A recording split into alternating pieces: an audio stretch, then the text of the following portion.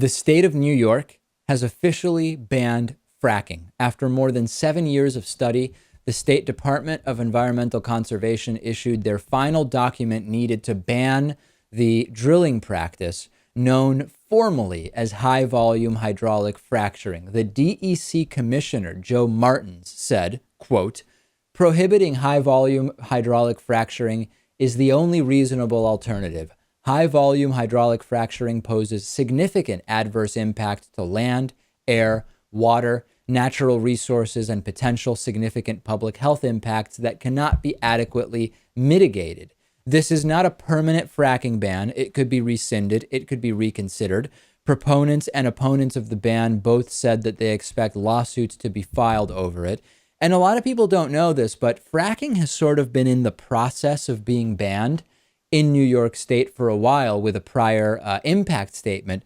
But because of state laws, they had to wait a certain amount of time. They had to do a more formal impact statement and a study. And we finally have gotten that at this point.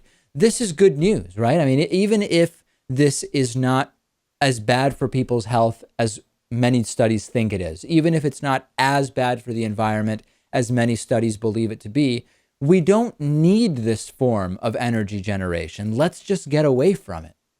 There's no possible way that the benefits outweigh the harm that this can do. So I am behind New York on this, but I'm thinking to myself, what's next? Is there going to be low volume hydraulic fracturing now? I mean, are they going to find some way around this to essentially do the same thing? That's an interesting point, which is because this is such a specific process, any ban of that process also has to be relatively specific if we are meaning to address that particular way of harvesting energy. Thus, does it not open up the door for a modification of the letter of the process that does not really change the spirit and its potential impact? I'm also wondering if a conservative state like Texas is going to pass a law forbidding the banning of fracking. Well, I think some places already have. That's a thing. It's happening, and it's kind of scary.